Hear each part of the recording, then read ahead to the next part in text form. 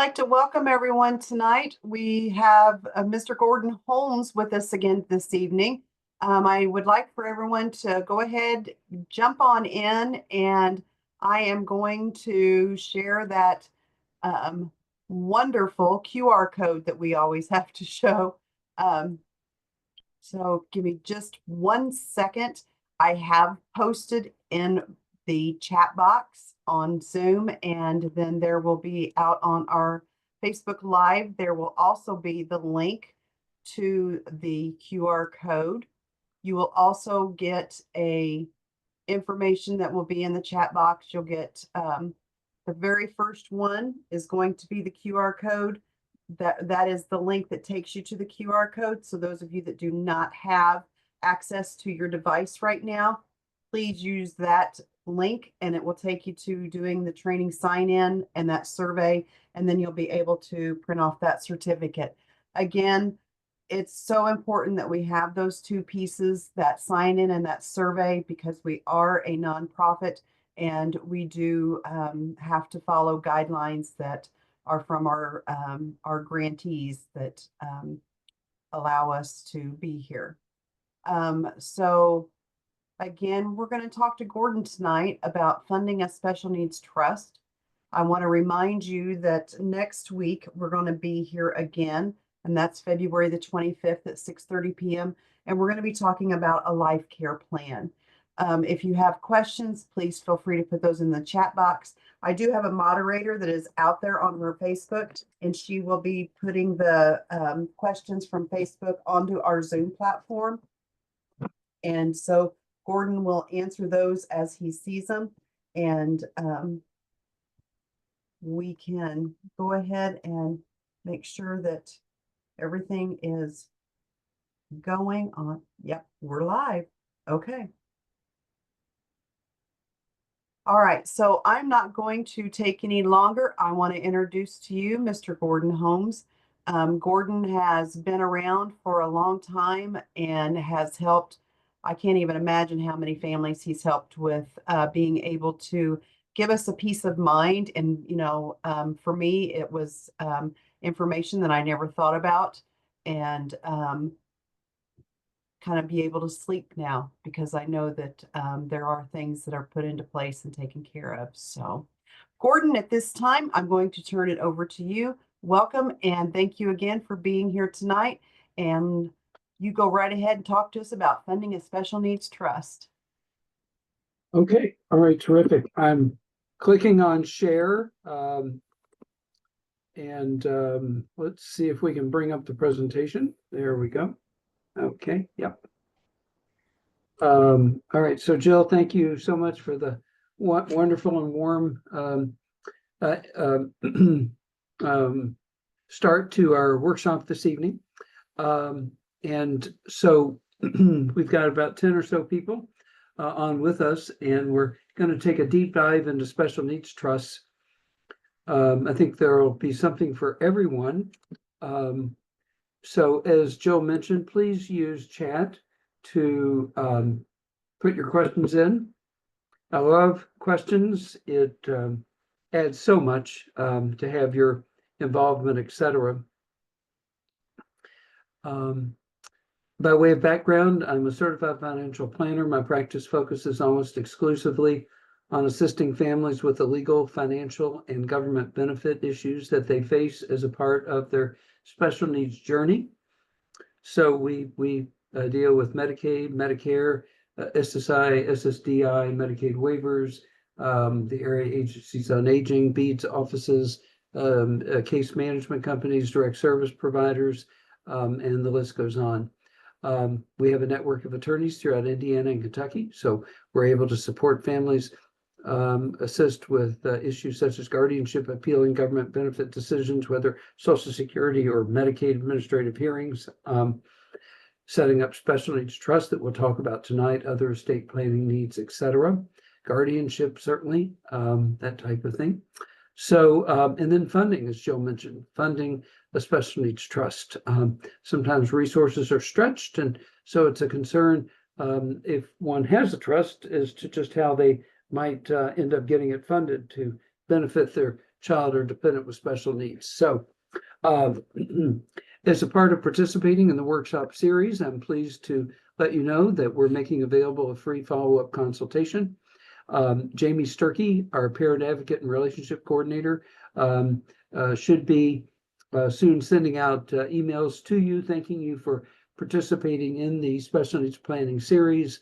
And through that email that you received, the thank you email, will be the opportunity to schedule a free, and I do mean free, absolutely no cost, follow-up consultation as to how all of this applies to you and your situation, because everyone's situation is different. All right, so I look forward to meeting many of you either in person or via Zoom, virtual meetings, that type of thing, so that we can help put these things to work for the benefit of your family and your loved one with special needs.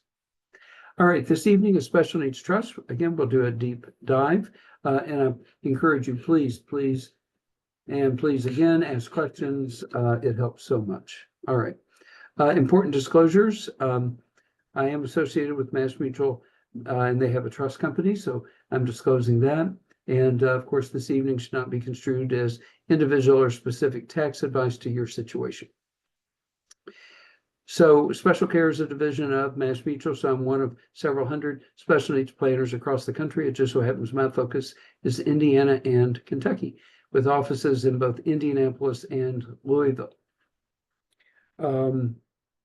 So 10 comprehensive life care planning steps, and this is a bit of a commercial for next week's workshop in the series. And next week is going to be on life care planning. So if you've heard the term but not sure what it means, you can see that there's much involved with what you can see on the screen currently.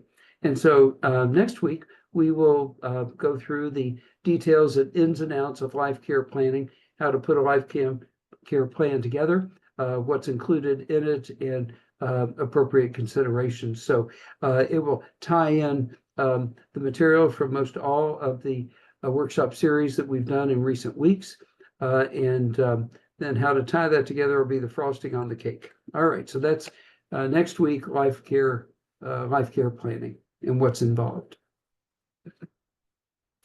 So when it comes to a special needs trust, the first question that may come up is, why create a special needs trust? What motivates people to put a special needs trust together? Why would one want to consider that? And these are some of the most common reasons for a special needs trust. First up is developmental disabilities, which are probably one of the largest areas these days, certainly representative of individuals on the autism spectrum and other other challenges that come with a host of other diagnoses, et cetera. So for someone to have developmental disabilities, that would be a reason for a special needs trust. And I should mention that when it comes to special needs planning, the individual with special needs, it's birth to grave. And what I mean by that is I work with families who are still in the NICU with a newborn, all the way to families whose member with special needs are in their 60s, maybe 70s. So it's a continuum of time from beginning to end, from birth to grave, that type of thing. Parents I work with may be in their 20s, they may be in their 80s.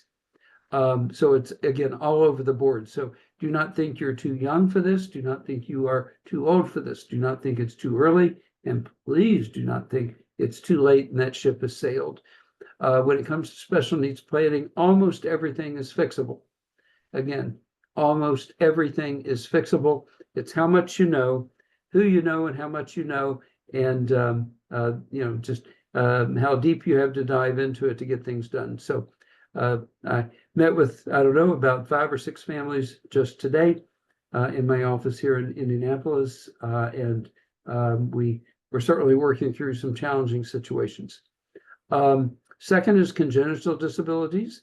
These would often be Down syndrome or the like, and then traumatic brain injury and or spinal cord injuries. So these can be from birth or can be as a result of trauma or an accident, that type of thing. Manufacturer liability situation. It can be personal injury. It can be medical malpractice. So, but nevertheless, traumatic brain injury and or spinal cord injury. There's the medical malpractice, the personal injury liability, manufacturer liability we just talked about. Structured settlements, where one is receiving a series of payments. Inheritance, a gift, and then Medicaid and or SSI eligibility issues relating to income or resources. So lots of reasons to consider a special needs trust.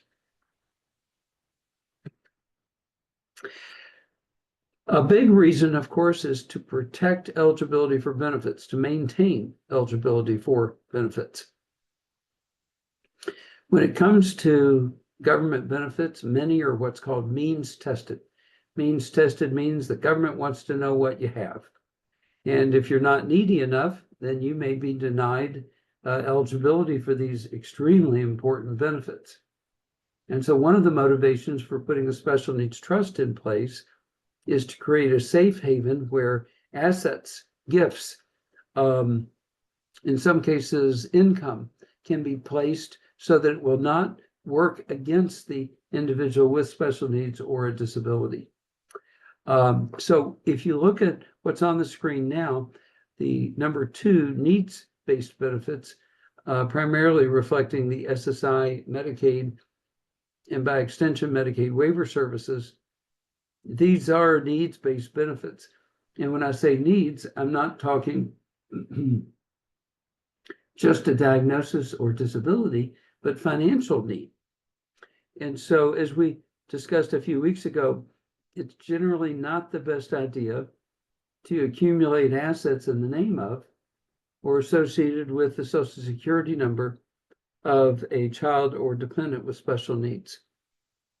So generally, we suggest while your son or daughter or child with special needs can have funds, that it's usually best to keep those accumulated resources, savings account, checking account, government bonds, mutual funds, UTMA account, etc., under $2,000. Again, best to keep them under $2,000. So if you want to have an account with $1,000 in it, go for it. But when you flirt with 2,000, then that's a very popular resource limit, and it can lead to a loss of eligibility for these critically important benefits. And I had someone in my office yesterday, and actually again today, where Medicaid or SSI benefits have been cut off, or they are threatening to cut them off because of this resource issue. So preemptively, proactively, it's beneficial to put a special needs trust in place so that you're able to avoid resource issues if someone passes away and leaves funds to your child with special needs, or the host of other issues that we saw in the previous slide. Now, that's distinguished from category number 1 here, which are pension or insurance type of benefits. And so these benefits, instead of SSI, it's SSDI, and instead of Medicaid, it's Medicare. Now, what's interesting is a lot of people are unaware that one person can have all of these, meaning one person, the same person, can have SSDI, Medicare, SSI, Medicaid, and waiver services. It's possible to have all these benefits and potentially government subsidized housing such as Section 8 and SNAP or food stamp benefits as well. So it takes a bit of juggling to both qualify for and maintain eligibility for. But the observation I'm making is that Medicare and Medicaid, as an example, are not mutually exclusive. Meaning if one gets Medicare, that does not mean they lose their Medicaid. If one gets SSDI, it does not mean they lose their SSI necessarily. So these benefits can coexist, but needs-based benefits do have financial limitations.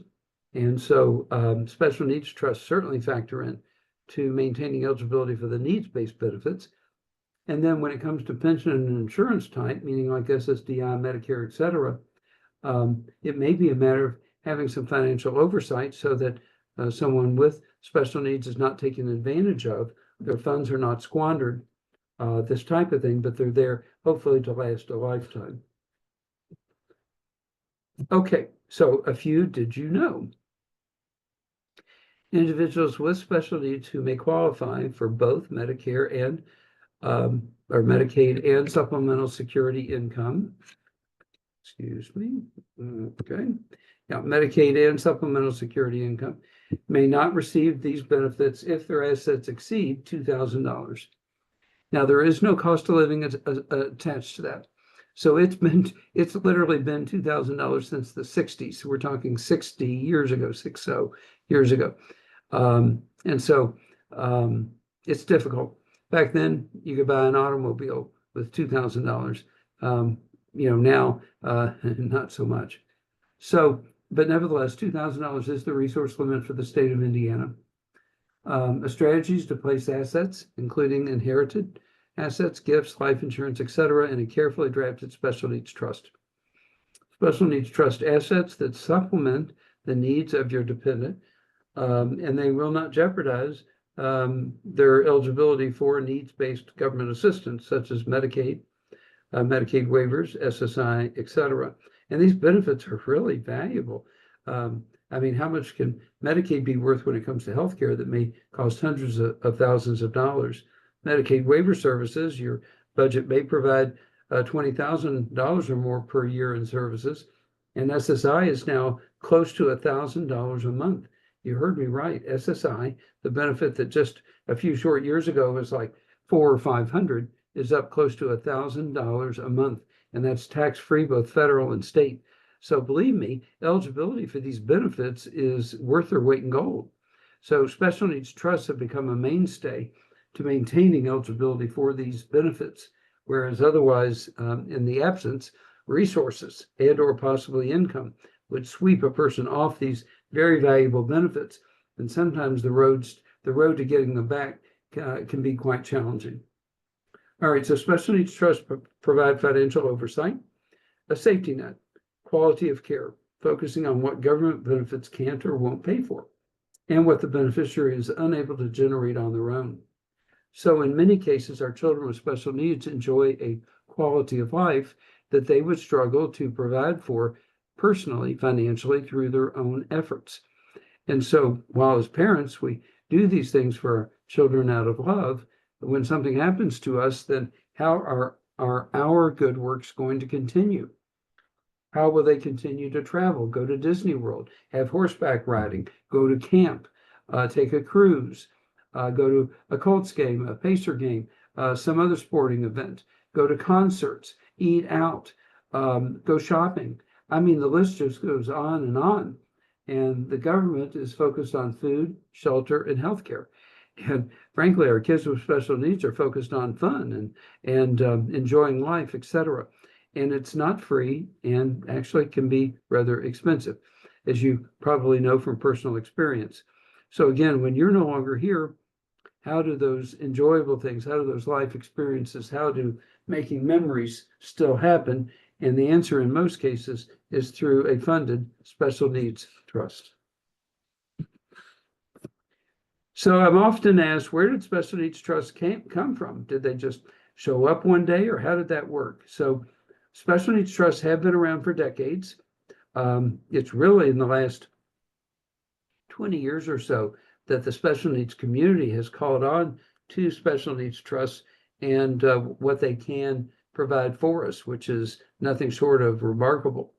But many of the special needs trusts do date back to legislation that passed in 1993 called OBRA 93, which stands for the Omnibus Budget Reconciliation Act of 1993.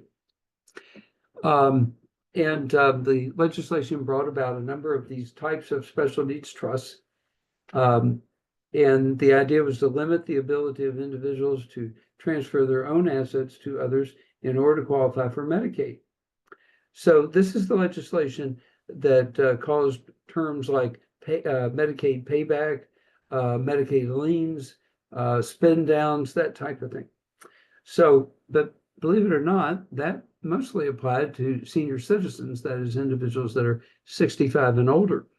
And from a special needs perspective, there was a carve out in this legislation for people that are under 65, where their challenges come about as a result of a disability as opposed to simply being old. And so I'm really thankful, so very thankful for that provision because it has helped us assist so many families with the planning process. So what is a special needs trust? It is a means of enhancing an individual's quality of life beyond the basic food, shelter, and healthcare provided by government benefits. It can be set up to send a dependent with special needs to camp, take vacations, travel to visit relatives, buy sports equipment, pursue education, such as job or technical training.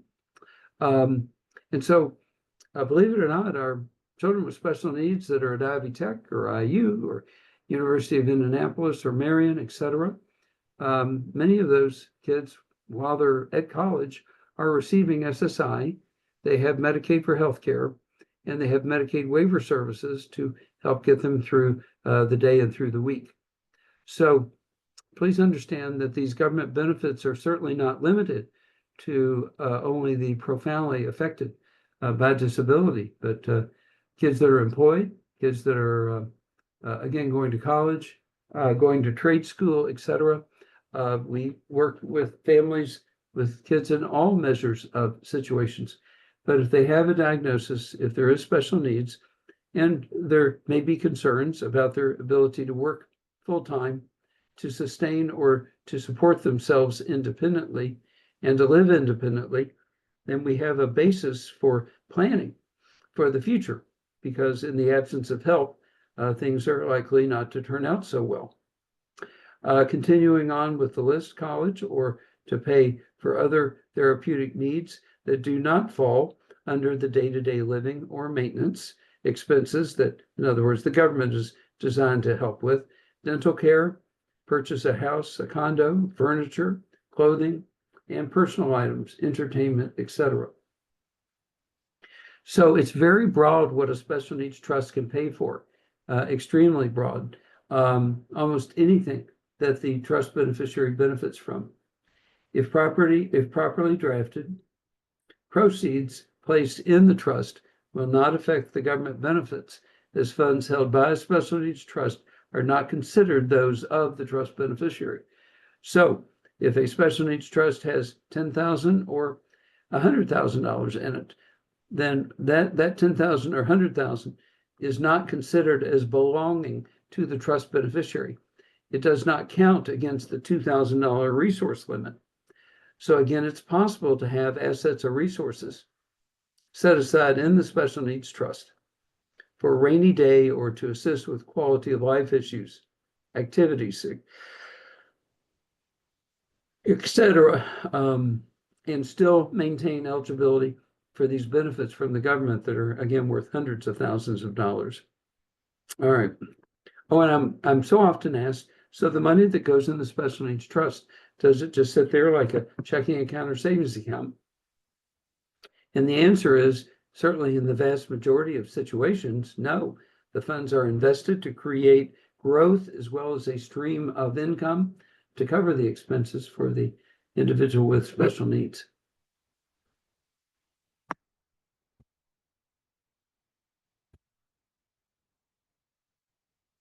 Okay.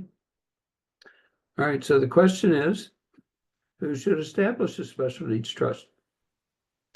And the answer is anyone that cares about someone else, parent, grandparent, sibling, or caregiver, or donor, can establish a third-party trust for a child, sibling, or loved one who is disabled.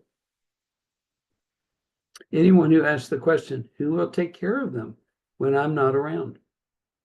How can I pass on a part of my estate without affecting eligibility for their government benefits?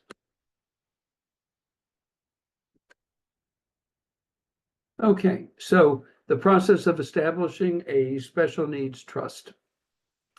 First up is coordinating available resources. That is trying to maximize on government benefits. What assets or resources might be available to fund the special needs trust. So looking at the whole resource issue, certainly. Number two, how will the trust be funded? So, and there are a variety of options available for funding the special needs trust. Life insurance is very popular. And so you might ask why. What makes life insurance so popular as a tool to fund a special needs trust? And the answer is that most people's greatest concern about making sure that the special needs trust is funded is when they die. That is, when parents are no longer here. And so what makes life insurance popular is that life insurance generates a benefit at the time of someone's passing.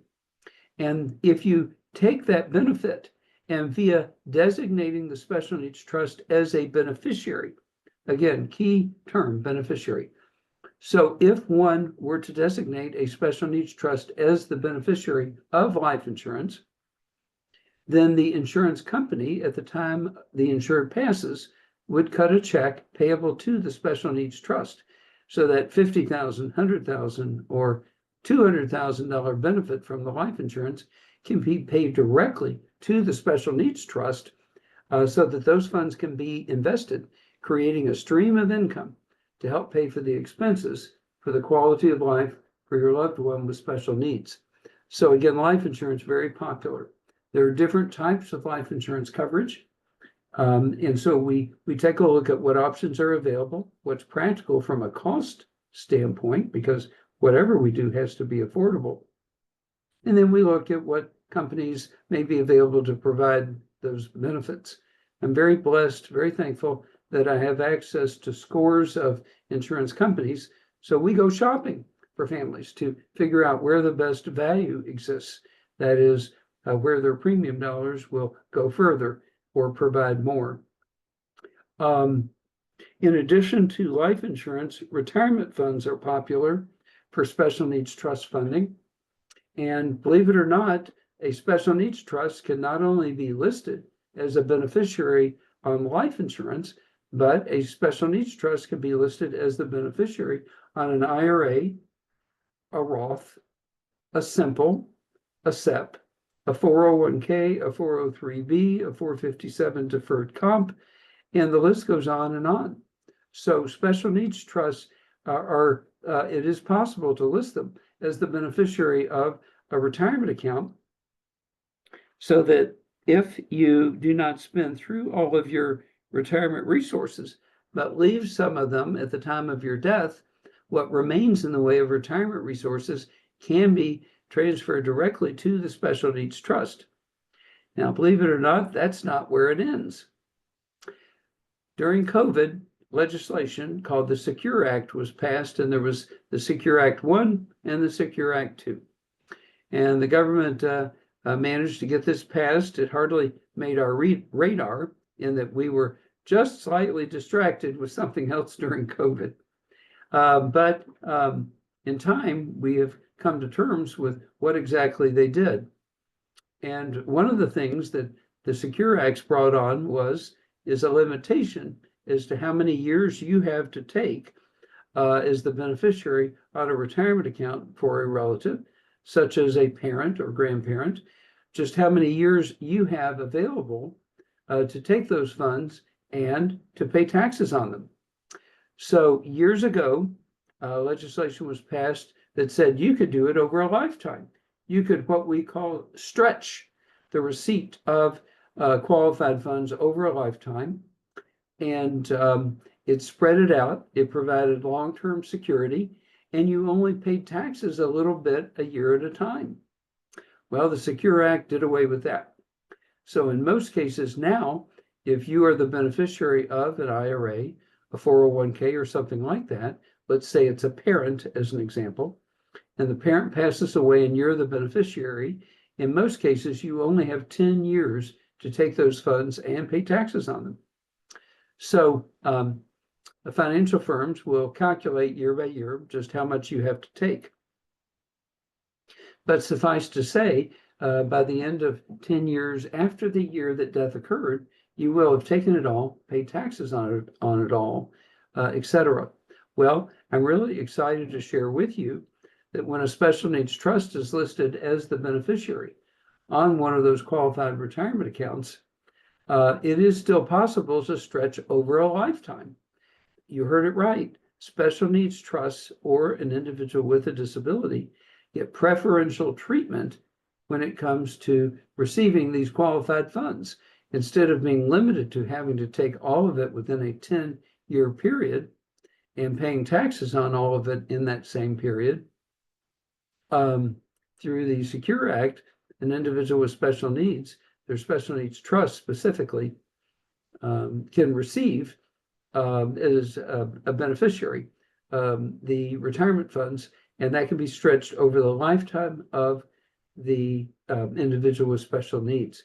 So in some cases, we see these retirement accounts distributed over 20, 30, or 40 years, providing long-term security for many, many years. So that's really exciting. And it's, again, one more reason as to how special needs trusts can be so very helpful to individuals with special needs or a disability. The third bullet point, ensure continuation of government benefits.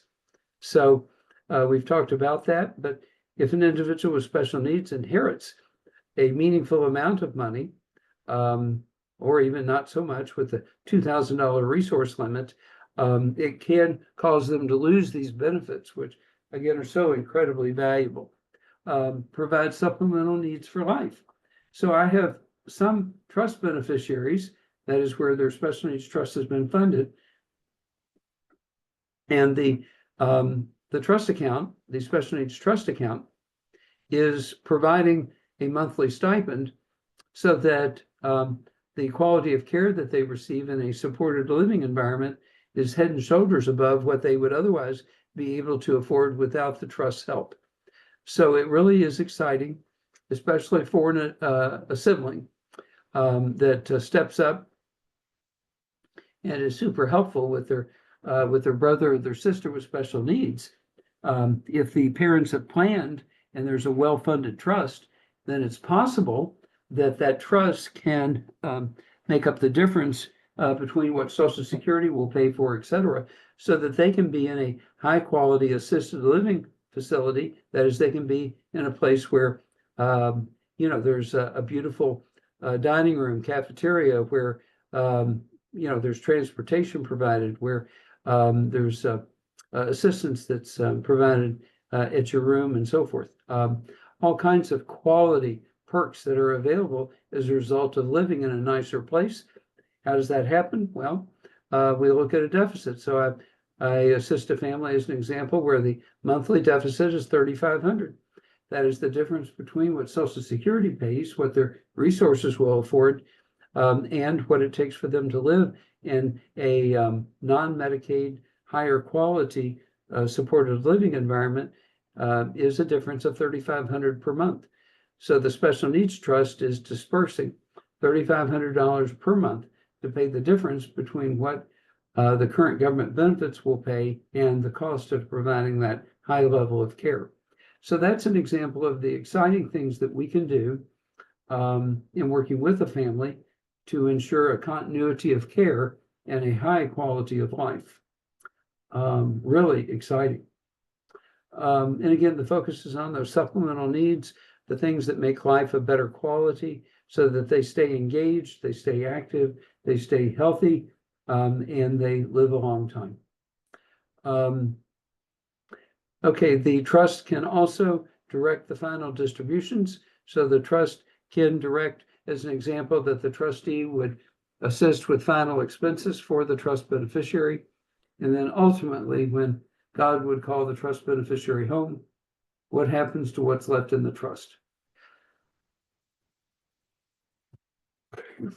All right, again, I invite you to ask questions, certainly, as we move forward. All right, so if a special needs trust is so great, how exactly does it work? So the trust document itself stipulates how the monies contributed to the trust are used for the trust beneficiary. So the trust document itself can say what the funds can be spent on or what they can't be spent on. So some bumpers, so to speak, or parameters can be loaded in as to how the funds can be used. State-specific language is necessary. And I'm very thankful and blessed to work with attorneys throughout Indiana. We have a network of attorneys that we work with scattered about the state. And so when we need assistance in drafting a special needs trust or other estate planning documents, it's not a problem. Names a trustee who is responsible to carry out terms of the trust agreement. So the trust agreement will provide for who is trustee up first, who follows, and who may be after that. So whoever sets up the trust can have a say as to who is trustee. Sometimes the person or people that set up the trust initially serve as the trustee, and then the trustee responsibilities will fall to someone else that's next in line, etc. The trustee is obligated to act in accordance with these provisions and in the interest of the beneficiary. So that's encouraging because it means the person that set up the trust can have a say as to how it's going to function, even after they've been gone for many years. There are many ways special needs trusts can be created to fit the needs of the family. So there are different flavors or different versions, so to speak, of special needs trusts. And so it really is important to learn the family structure and dynamics, the situation with regards to government benefits, assets, etc., so that things are done in a way that benefit not just the child with special needs, but the entire family. Okay, so there are different types of special needs trusts. It's a bit more complicated than many people realize, and it's easy to get the wrong trust. So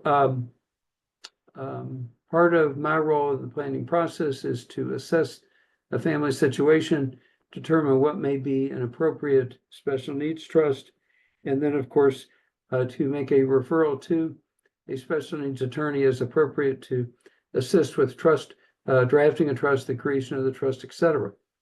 And then I manage tens of millions of dollars of special needs trust assets.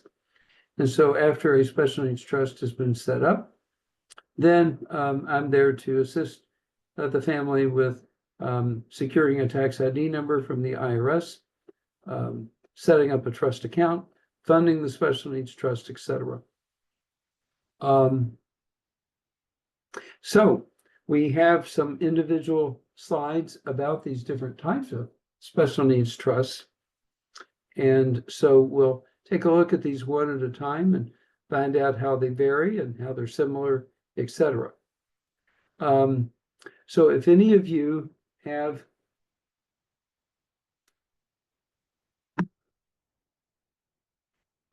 had a special needs trust or have had experience with a special needs trust, etc., then certainly feel free to ask a question or put a question in chat so that we can address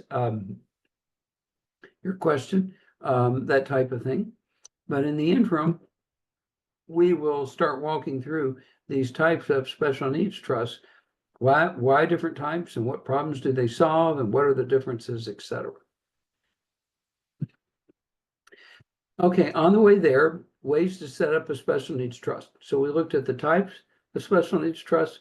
Now we're looking at the different ways to set them up, and then we will talk about the different needs trusts themselves. Okay, so one way to set up a special needs trust is for it to be testamentary. Testamentary means it is created as an outgrowth of your last will and testament. So testamentary special needs trusts are usually a paragraph or two or three, buried in a will. And when a person passes away and the will is read, then the will speaks to the creation of a special needs trust. So that's what's called a testamentary special needs trust. It does not exist today. It exists in the future. What event prompts the special needs trust to come to life? And the answer is the death of the person whose will creates the trust. All right. So testamentary is one. Again, that trust is in the last will and testament. A second type is a living trust.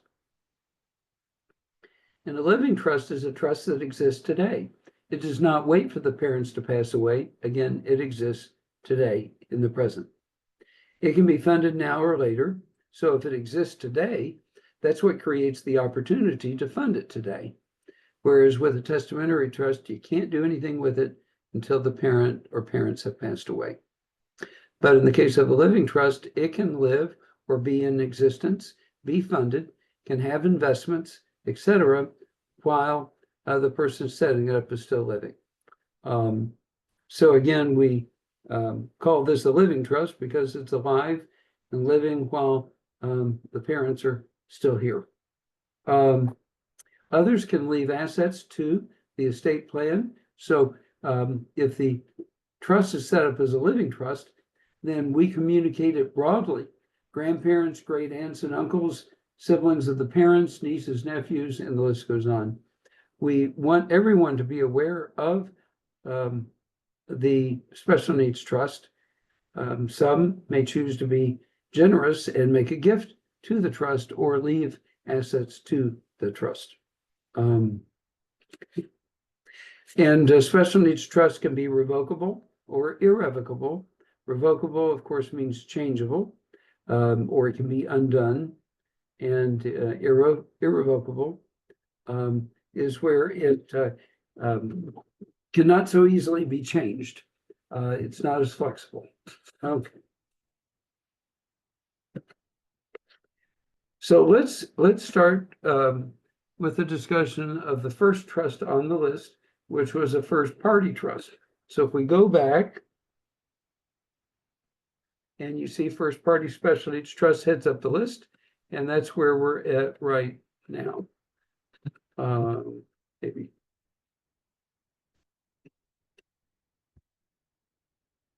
So first party, otherwise known as a Medicaid payback trust.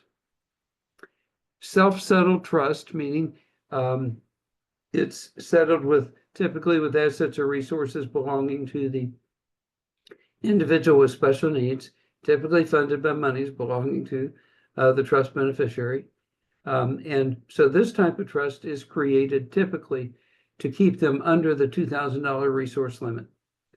So that is to keep them under 2,000. So with the funds that otherwise go to the trust, they would be above $2,000 and therefore ineligible for very important benefits.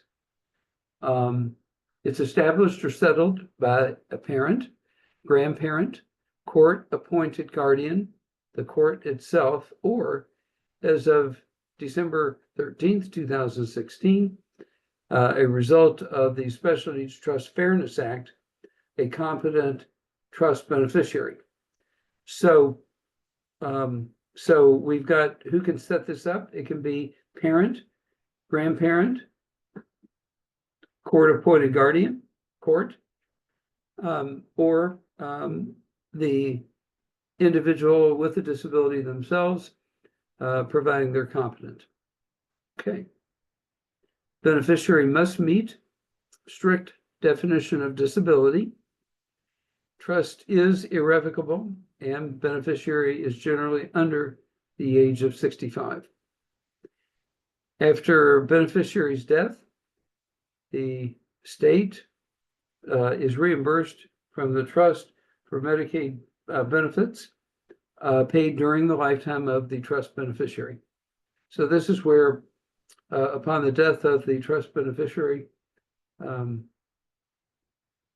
a part of the process is to measure just what was provided in the way of Medicaid benefits.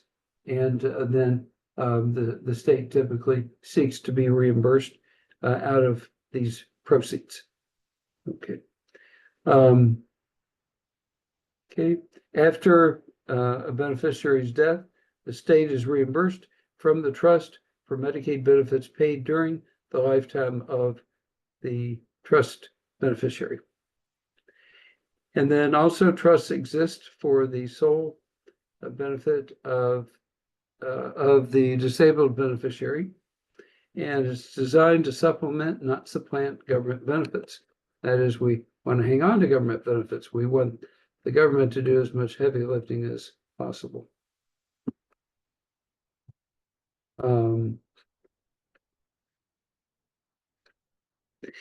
So these are 9 examples of how a first party special needs trust, otherwise known as a Medicaid payback trust, can work. And by the way, when we go over case studies or examples, everyone is from a real life person and or family. I do not lack for material. At the same time, I reflect on and remember all of these individuals and their situations as they were when they came to me. So example 1 is a young person at age 12 with a traumatic brain injury. And the focus is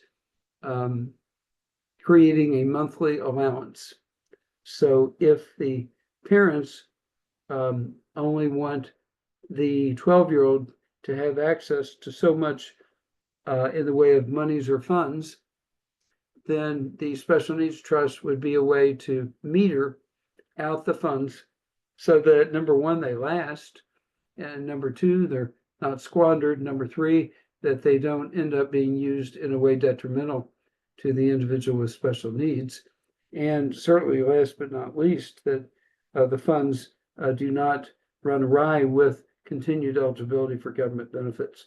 So yeah, absolutely. Disabled at age 32. So this is someone who was not disabled prior to the age of 32. So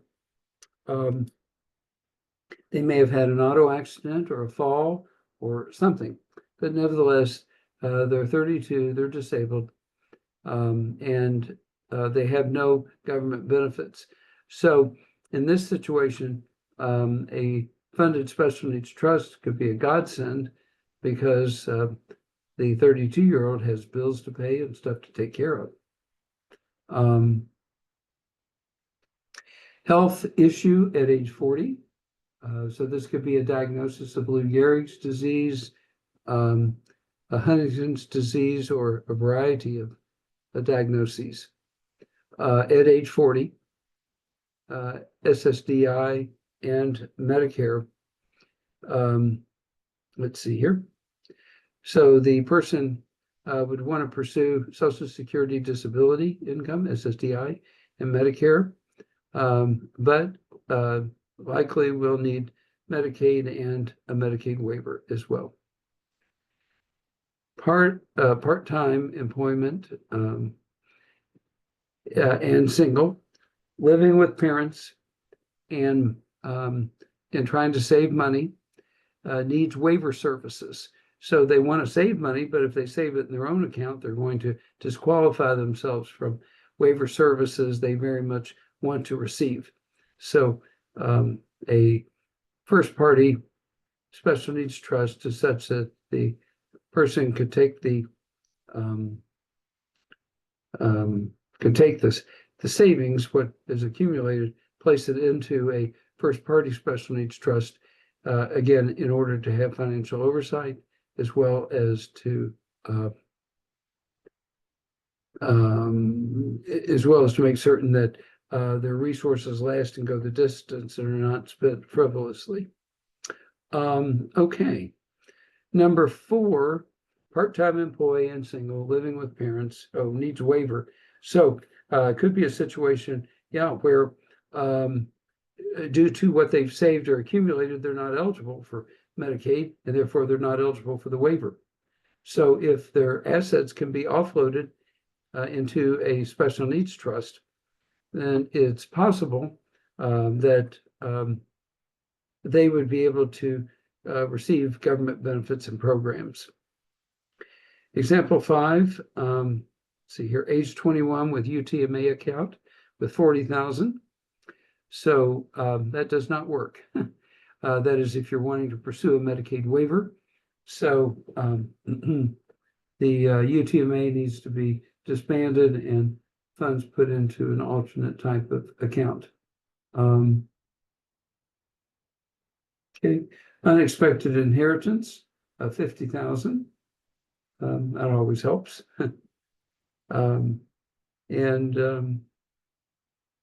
Okay, so with 50,000, your options are limited. So again, if something happens and you've got this $50,000 inheritance, you can't leave the estate open forever. You're going to have to receive the funds or figure out what to do with it. So in the case of here where there's an unexpected inheritance, literally if the 50,000 is received and it's in their checking or savings account, then they could become ineligible for SSI, Medicaid, and Medicaid waiver services by extension in as little as 60 days. So these things happen really quick. An option would be to place the $50,000 in a first party special needs trust so that it's not considered an available resource, and then it can be maintained and grown. Number 7 is winning lottery ticket or sport betting winnings. So we did have a young man with special needs who is savvy enough online, and he managed to put some bets in on some games or teams, and lo and behold, he won. And before you know it, he's got like $8,000 or $10,000 in earnings, and it's causing a problem with Medicaid. So, okay, number 8, settlement received. See here, from auto accident, medical or product liability, putting Medicaid at risk. So settlements are a concern, and then child support.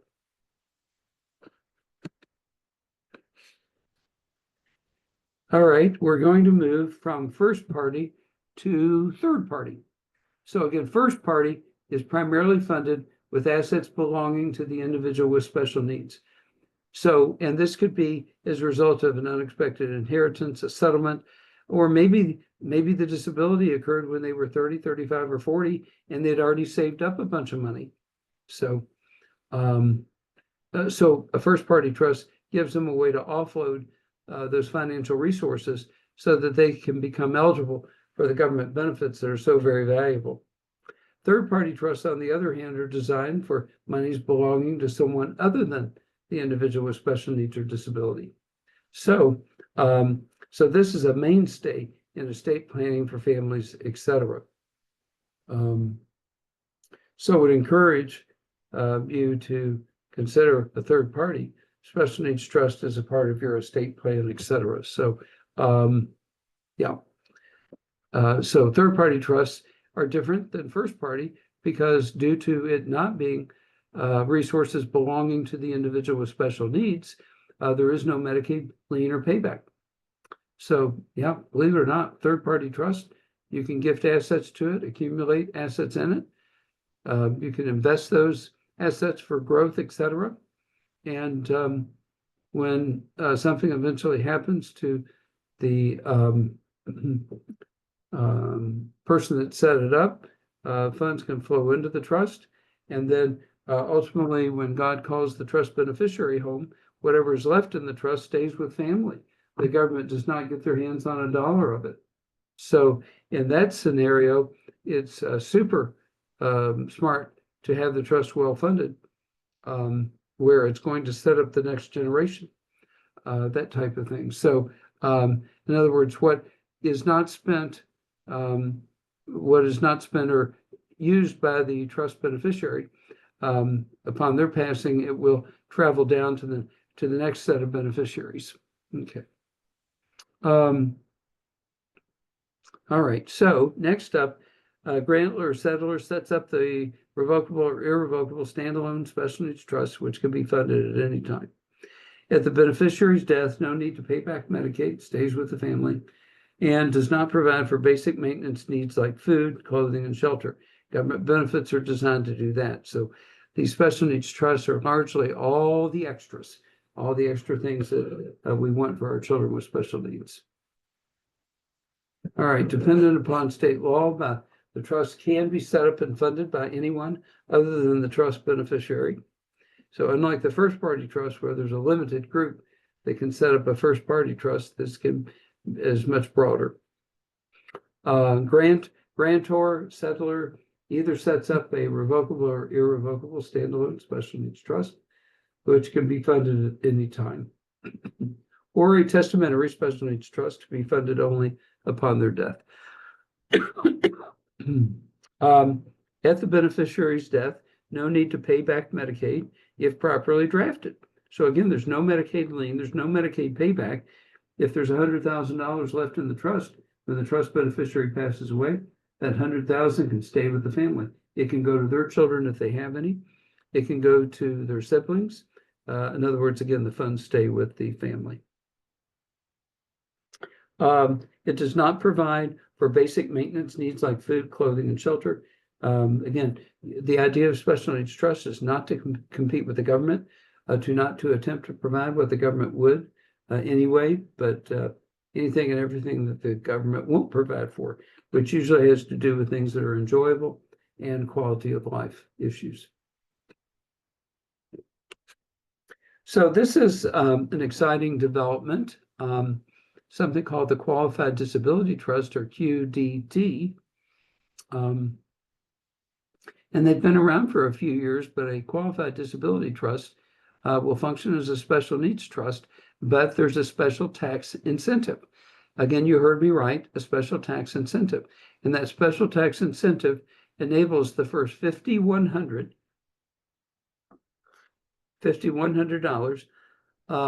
of interest, dividends, and or capital gains on investments in the trust to be non-taxed, which is amazing.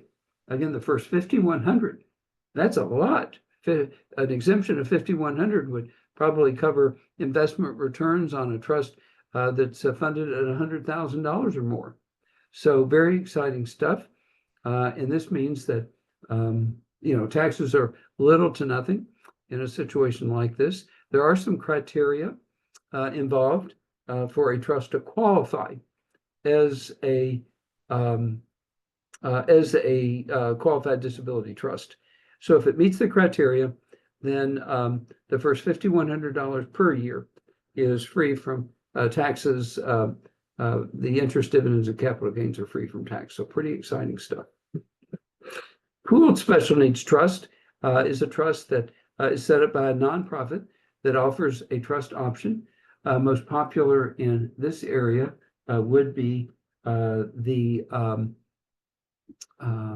ARC of Indiana. So ARC of Indiana is a nonprofit, of course, and it provides the master trust here in Indiana. So that's an option, especially when you're not sure who you would have serve as trustee. The assets are pooled, but assets deposited for each trust beneficiary are accounted for separately. So upon the death of the trust beneficiary, remaining assets can go to the nonprofit or to Medicaid or to the family, depending upon how things are set up. But pooled trust is an option, again, especially when you're otherwise not sure who could serve as trustee.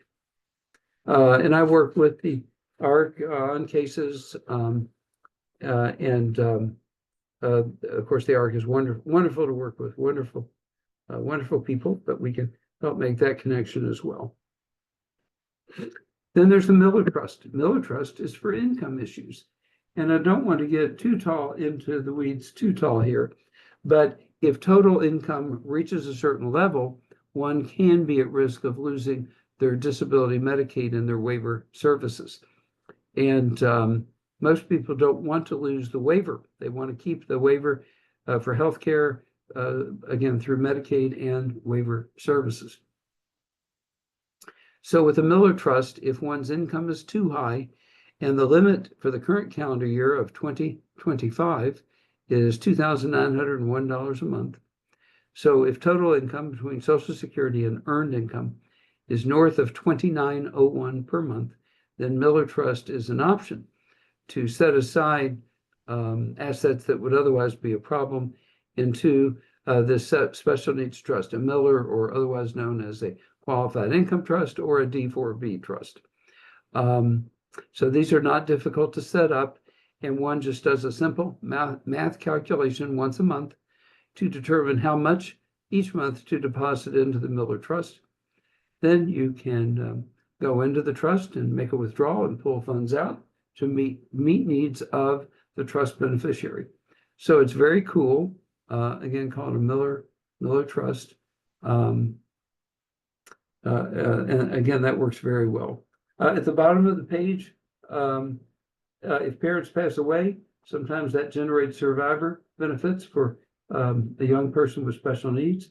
Those benefits can be rather high. And if one has part-time employment as well, then you can see in this case, Ted has special needs, and his total income is $3,000 a month, $2,000 in Social Security benefits, $1,000 a month from his part-time job, and $3,000 a month is over the $2,901. So that's where he would just set aside $100 a month into the Miller Trust, and in the process could retain his Medicaid and his Medicaid waiver services. Okay, so trustee responsibilities. You've got a family member can assist with distribution decisions, that is what the trust will pay for, and can help oversee social activities. The trustee can certainly manage investments, record keeping, and tax returns, but in most cases, we assist trustees with getting help on that. So as I mentioned before, I manage tens of millions of dollars of trust assets. So I assist with investments, and then there are other allied professionals that will do record keeping and or tax returns. And of course, the focus is on keeping benefits, such as what's listed at the bottom: treatments, therapy, medical procedures, etc. Okay, methods for funding a third-party special needs trust. So these are things that parents or other family members can do, but gifting a lump sum, so if one has some funds accumulated, they can gift it to the trust, or they could put the trust on the payroll, as I say, and have so much per month going into the trust.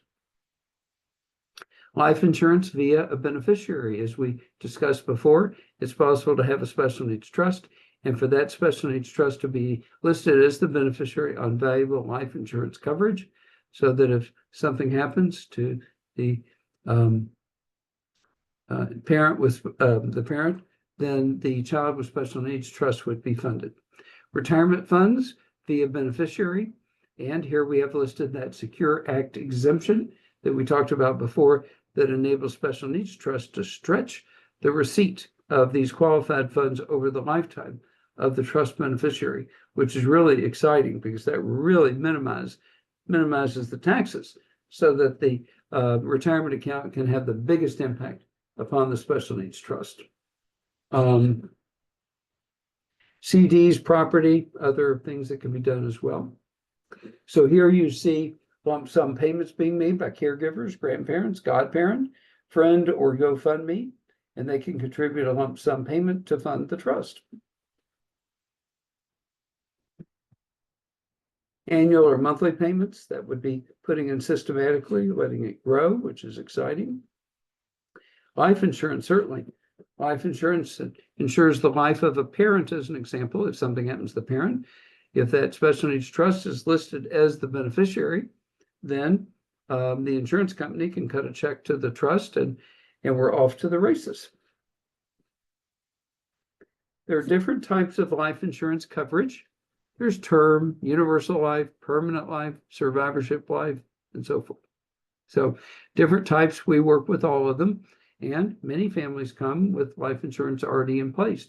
So we review to confirm the integrity of the coverage, meaning will it go the distance or when might it expire? Confirm what the premium situation is long term. We focus on beneficiaries, etc. So different types of coverage. Life insurance proceeds, though, can be huge on funding a special needs trust, and generally, life insurance proceeds are paid to the trust tax-free. These divide the benefits down, but on the left, Social Security, Medicaid, Medicare, basically the government benefits. It's the basic stuff: room and board, basic personal needs, care and supervision, employment, activities, and medical care. On the right is what a special needs trust frequently provides for, and it's where the fun is, to be frank with you. Dental care, certainly, gifts on special occasions, paying professional fees, and then vacations, trips, entertainment, education, and other services, and so forth and so on.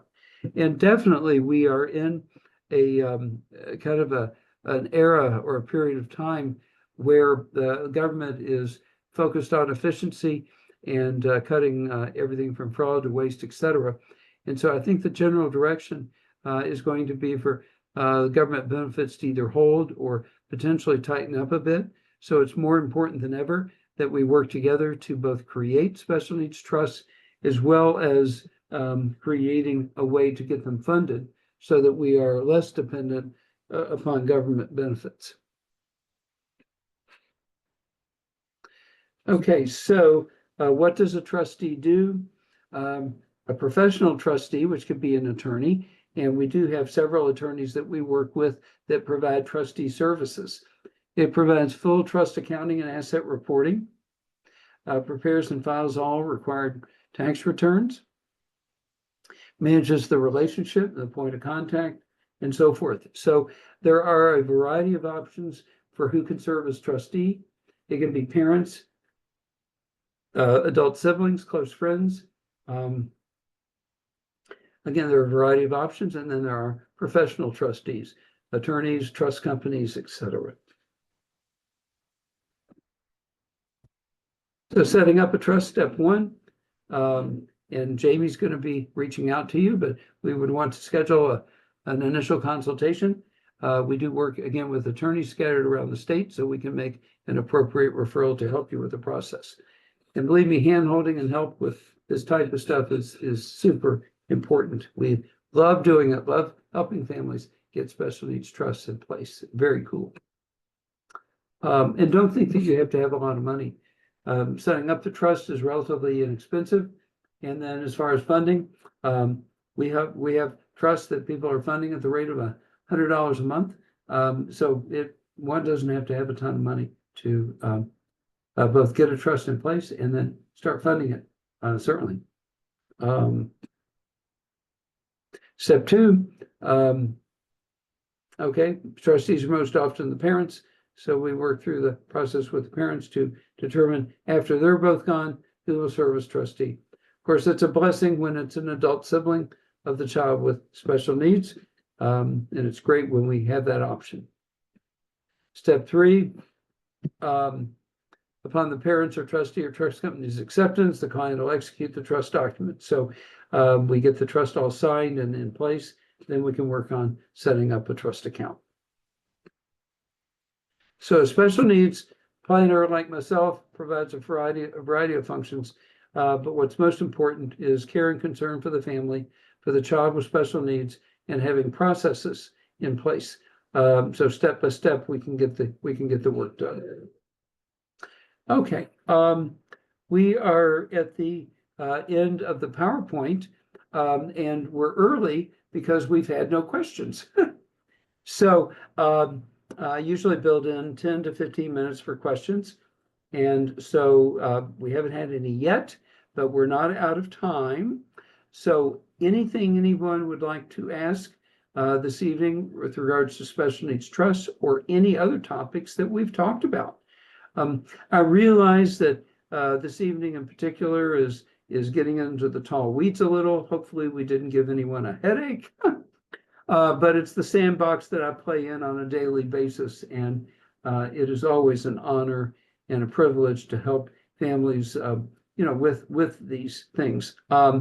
It's just so they're important tools, and we enjoy using them. So let me see. Someone has put something in chat. Okay, what are the benefits of ABLE accounts versus special needs trusts? So thank you so much, Heather, for your question. And the answer is that ABLE accounts, number one, welcome assets of the individual with a disability. So if the individual with special needs has funds, then an ABLE account is a quick and easy way to set those funds aside so that they're under the $2,000 and they maintain eligibility for benefits. But please keep in mind that ABLE accounts have the ceiling, and for the current calendar year, that ceiling is $19,000. So you really couldn't list an ABLE account as the beneficiary on life insurance, because you're going to cap at $19,000 in terms of what can go into an ABLE account. So ABLE accounts are great for funds belonging to the individual with special needs. ABLE accounts are great for smaller amounts of money, and ABLE accounts are great with the state tax credit and the inexpensive nature of them, again, for smaller amounts of money where it's put and take, save and spend. I want to save up for a trip. I want to save up for an automobile or transportation. I want to save up to go to a Colts game or the Indianapolis 500. So I think ABLE accounts are great for those kinds of situations. Special needs trusts are really the mainstay for lifetime quality of life and quality of care. Thank you again so much for the question. Okay. Anyone else want to be brave? Any other? Gordon, I just have a question. So Uh-huh. can you have an ABLE account and a special needs trust? You have both? Yeah, thank you so much for asking that. And the answer is absolutely. You can, now you could only have one ABLE account, but you can have an ABLE account and a special needs trust. You can even have more than one special needs trust. So if you have a grandparent that wants to set up a trust, parents that want to set up a trust, this type of thing, there can be multiple special needs trusts. They're not that expensive to set up and to operate. We have many families where there are two special needs trusts because some of it is coming from different people, or some of it's coming from the individual with a disability themselves. Okay, we have something in chat from someone who is familiar to me, so thank you. Thank you so very much. I appreciate it. Does a junior account put your child over the $2,000 limit for Medicaid? So when you say junior account, if you're speaking of a bank account or credit union account, that type of thing, or a minor account, yes, the answer is it very well could put them over $2,000. So parents do different things. Sometimes parents will help the child save, setting up an account in their own name, and then calling it the child's. When the funds become a little more, perhaps an ABLE account, that type of thing. But there are a variety of options available. How easy is it to transfer money between a special needs trust and an ABLE account? Not difficult. On an ABLE account, you'll record a routing number and an account number. So if the trust account has check writing, and as a result, you have a routing number and an account number, then you can literally electronically transfer funds from the special needs trust to the ABLE account. And we're seeing more and more of that, simply because the individual with special needs may have access to the ABLE account. And so if you want to kind of meter the amount of funds that they have at their fingertips so that they can't be taken advantage of or make poor decisions, then perhaps $500 or $1,000 at a time could be moved from the special needs trust to the ABLE account, so that using the debit card, et cetera, they would have access to some funds for practical living and expenses. So great question. Other questions? You all are wonderful. I'm so thankful for you all and these questions and or comments. What is the benefit of a Miller Trust versus an ABLE account for excess income? Would a person use both? Okay, so wonderful. Thank you, Lindsay. Appreciate that. Okay, so a Miller Trust does what an ABLE cannot. So what a Miller Trust can do is a Miller Trust can create the situation where it's as though you did not bring in $3,000 that month. So let's say between Social Security and part-time employment, you're bringing in $3,000 a month. Well, if you're on a Medicaid waiver and you have disability Medicaid, then you're limited for the current calendar year to $2,901, $2,901. So you're $100 over, basically. So if you put that $100 into an ABLE account, that may help you stay under $2,000 for resources, but that does not make it as though you did not bring in the $3,000. Miller Trust actually kind of rewrites history.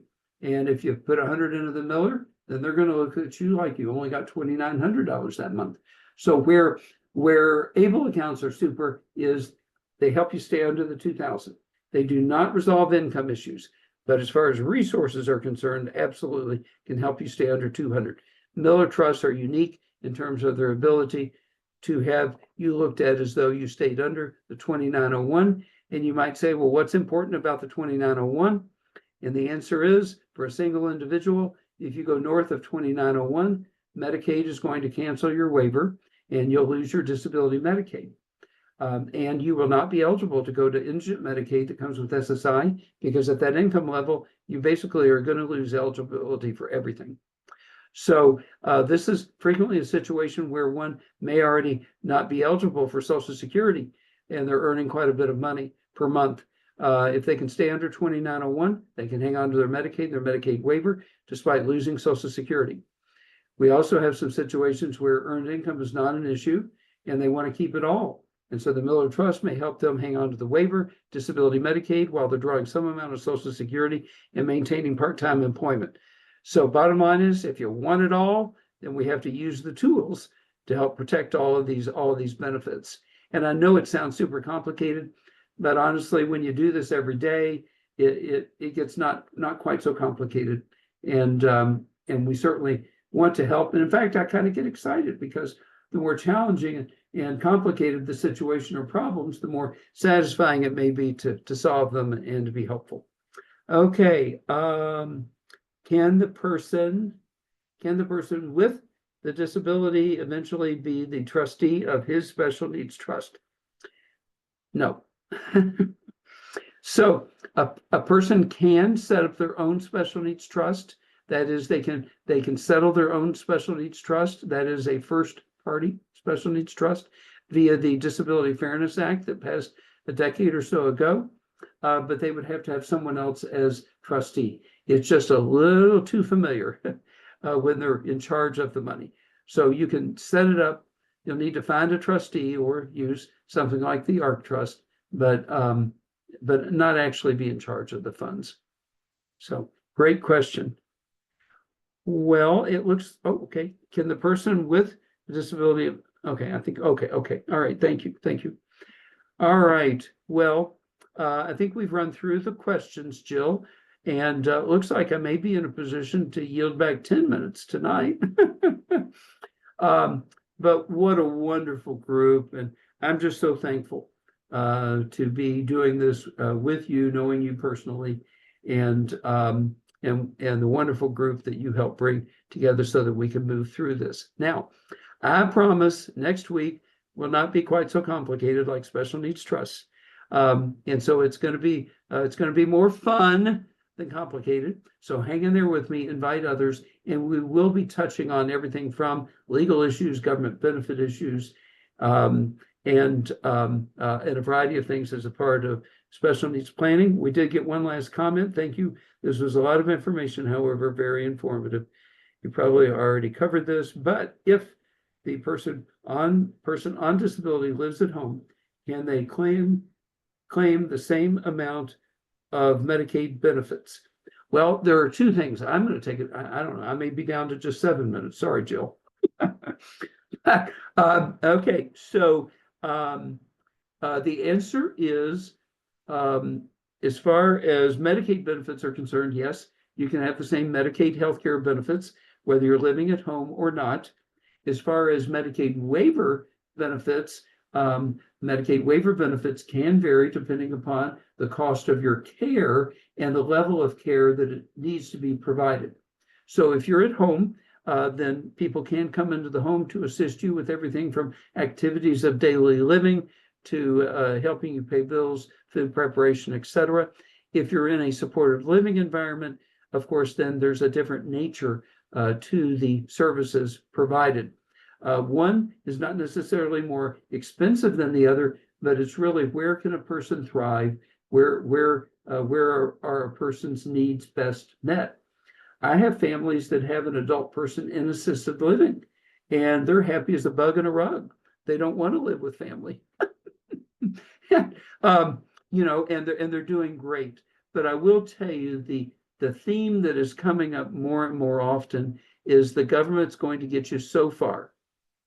And then it is a huge blessing to have something in an able account or a funded trust to pick up the slack or make up the difference. And so I'm beating that drum out there just so that we try to get ahead of this and the quality of life that you've worked so hard to build is maintained. And we don't revert back to standards of yesteryear where the government's controlling everything, including your quality of life. I think on that note, I'll turn back over to you, Jill. Thank you for your smile, your encouragement. So thankful for you and for InSource and the wonderful work that you all do to help advocate for families and educational opportunities. I know I've mentioned before, but I will repeat that the educational opportunities afforded my son made all the difference in those early years where they're so impressionable. You, of course, just don't want to let those years pass by. So again, so thankful for InSource that is a beacon of hope and light to families that are struggling to find the right balance and pathway forward for the best educational opportunities for their children. So don't hesitate to visit the InSource website, reach out to them. They are a welcoming group and organization. And again, I'm so honored to be a part of this and working with you to deliver this information. So Jill, I'll let you take it away. Well, I don't know if there's anything else I can say, Gordon. I'm sitting here with a big head and thank you so much for the plug. That was, it's so nice to hear those things, and thank you so much for that. I greatly appreciate it. And I do have some coworkers that are on tonight, and so I know that they appreciate it too. But you've taught us a lot over the years on how to be able to financially take care of our kids. Well, young adults now. Well, they're getting close to 30. Right. I don't know. Can we still say they're young adults? Yes. I don't know how they're getting that old because I'm only 29. But thank you so much because the information is so valuable. We're not going to be here forever, and at least we're going to give them some good footing to be able to take care of themselves whenever people aren't around. So thank you so much. I just want to remind everybody that, next week we will be back at 6:30 p.m. with Gordon, and he's going to be talking about that life care plan. So please come back, bring your questions, and we're just going to put this all in a nice little neat little package next weekend or next week. So please come back and see us. I don't see any more questions at this time, so give you 5 minutes of time back. Gordon, thank you so much again for being here. It was so nice to see you, and you're just so knowledgeable about all of this, and I can't thank you enough for bringing it to us. All right, so we will end everything tonight. We'll see everyone next Tuesday. Have a great night, everyone. Bye-bye.